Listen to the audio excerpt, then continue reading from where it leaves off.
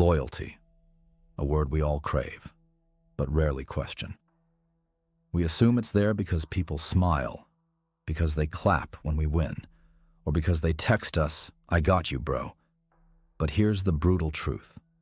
Loyalty is not real until it is tested, and most men never test it. They live in illusion, surrounded by people who perform care, but hide convenience. Niccolo Machiavelli, the master of political realism, would scoff at our blind trust. He saw what most don't dare admit, that most people are loyal not to you, but to what you represent, your success, your resources, your energy, your light. And when that light dims, so do their smiles. Here's what you must understand if you're building anything meaningful, whether it's a business, a family, a mission, or a legacy. You cannot afford to confuse comfort with commitment. You must create pressure. You must observe reactions. You must test the foundation before you build upon it. Because a foundation built on false loyalty is a ticking time bomb. So let's begin. This isn't theory. This is war strategy for the soul. You're not here to become paranoid. You're here to become precise. The first test: withdraw the spotlight. This is where most people fall, quietly, without even realizing it. All you do is remove your attention. Stop praising them. Stop validating them. Pull back just a little and watch. The real ones? They lean in. They check on you. They stand firm. The fake ones? They drift. They sulk. They seek out someone else to orbit. Because they were never loyal to you, just addicted to the feeling of being seen in your glow. Machiavelli understood the psychology of ego. He knew that the ego-addicted aren't loyal to others, only to their reflection in the eyes of others. And when that mirror disappears, so do they. So ask yourself, who vanishes when you go quiet? Who stops clapping when you're no longer center stage? Those people are not your allies. They're parasites dressed in politeness. This is where the journey begins. From this moment forward, you stop assuming loyalty. You verify it. And verification requires silence, discomfort, and detachment. It will feel unnatural at first. You'll want to explain yourself. You'll want to soften the blow. Don't. The moment you explain your test, you ruin the data. Loyalty tested under light is theater. Loyalty tested in darkness is truth. This first principle alone will save you from years of betrayal, wasted time, and emotional exhaustion. You're not trying to hurt anyone. You're trying to see. In a world of noise, clarity is the deadliest weapon. Now that you understand the power of withdrawal, the silent test that reveals who depends on your light, the next step is even more subtle and revealing. The second test is about introducing uncertainty. This isn't about confrontation. It's about planting a seed of doubt, a hint of change, and watching the ripples it creates around you. Imagine you're about to make a bold move, a new business venture, a radical life change, or an ambitious plan that shifts your trajectory. You don't announce it as a test. Instead, you casually mention you're considering it. Drop the news into conversation. Watch reactions closely. This is when loyalty reveals its true colors. True allies respond with encouragement. They see your growth as an opportunity, something that elevates not just you, but the whole circle. They say things like, "That sounds exciting.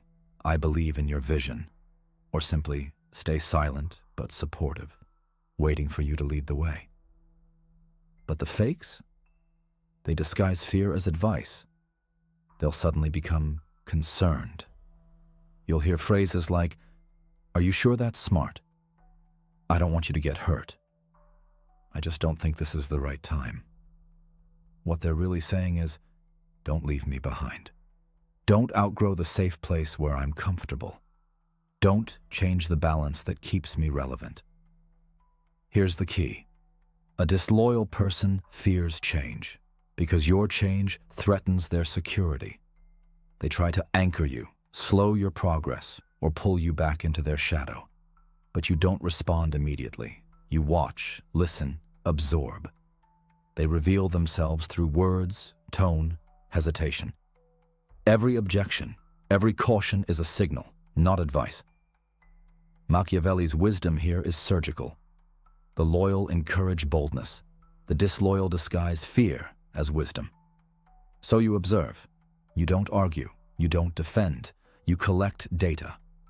This test is brutal because it tears down illusions of friendship wrapped in control. But it's necessary because real growth attracts real allies. False ones wilt or lash out. Ask yourself, when you share your ambitions, do people rise with you or pull you down? Do they want you to win or just want to keep you near? And here's a secret. This test isn't just for others. It's for you too. Are you loyal to your own growth, or do you let fear anchor you? Because loyalty isn't just about who stays. It's about who grows with you. We've pulled back the spotlight and we've sown the seeds of uncertainty. Now it's time for the third test. One so simple yet so telling, it cuts through all pretense. The silence test is about going quiet, not as a game, not as a punishment, but as a way to create space. Stop reaching out. Stop posting, talking, entertaining. Withdraw your presence and observe. Who steps in? Who reaches out without needing a reason?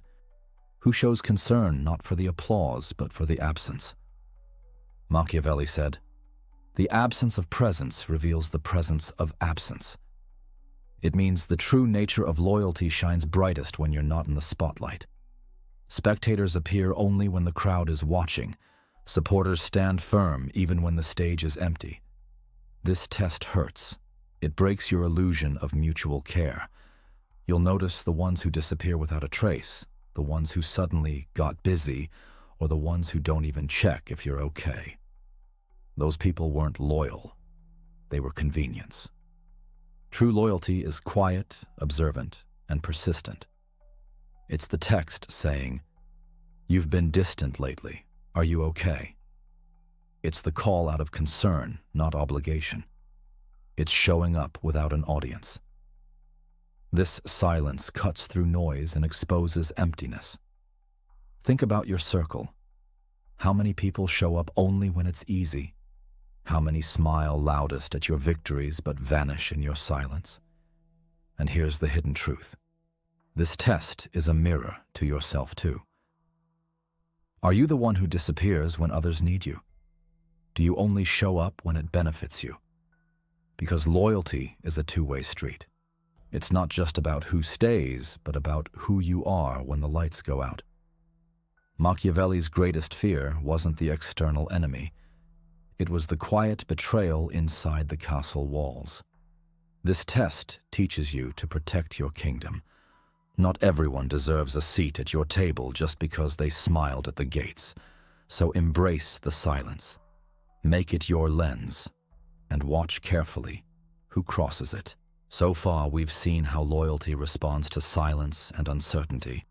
Now, we go deeper, straight into the heart of vulnerability. The fourth test is powerful because it exposes the real nature of allegiance. It's about showing your cracks, your moments of weakness, your uncertainty. You don't need to fake a crisis or dramatize your struggles. Simply let people see that for a moment, you don't have all the answers. Maybe you're unsure, tired, or facing a challenge that shakes your usual confidence. Watch carefully. Who steps forward? Who stays close? Who offers support without judgment? Because here's the truth Machiavelli lived by. The one who stays when the palace shakes is the only one worthy of standing beside you when it's rebuilt. Some people worship your strength, but they aren't loyal to you. They're loyal to your image, the perfect, unshakable version you project. The moment they see a crack in that image, they retreat. Why? Because your weakness makes them uncomfortable. They want stability, certainty, a ladder to climb, not a person who struggles. And when you show your vulnerability, you reveal who is truly invested. Those who run were never truly your allies. They were just climbing on your back. But the real ones? They lean in, they protect, they become your quiet fortress. This test is a brutal filter. It strips away the crowd and leaves only the core. It also teaches you a crucial lesson. Loyalty isn't blind devotion to an ideal. It's commitment to the real, flawed human behind the title. So never fear showing weakness in the right context. Because strength without vulnerability is a mask, and masks crack under pressure.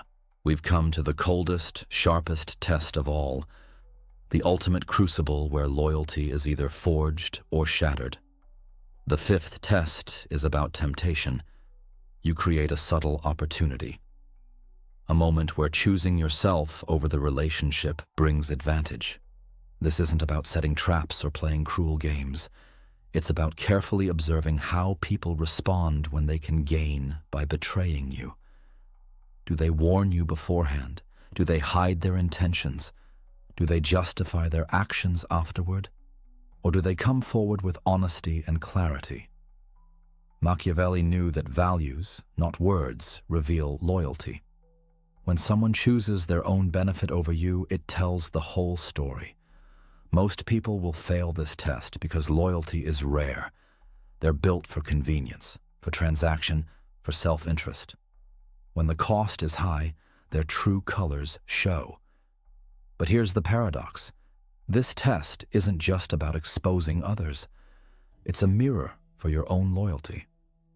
Ask yourself, are you loyal when it costs you something? Do you protect those who trust you even when it's inconvenient? Or do you retreat when your loyalty requires sacrifice? Machiavelli believed that a true leader must be both feared and respected, but above all, trusted by the few who matter. Trust isn't given freely. It's earned through consistency, discipline, and a willingness to stand firm against betrayal, even in yourself. When you run these tests regularly, something powerful happens. The fake fall away, the weak retreat, and the loyal step forward, calm, quiet, unwavering. This refined circle becomes your fortress, not by accident, but by design. And in that silence, in that clarity, lies your real power.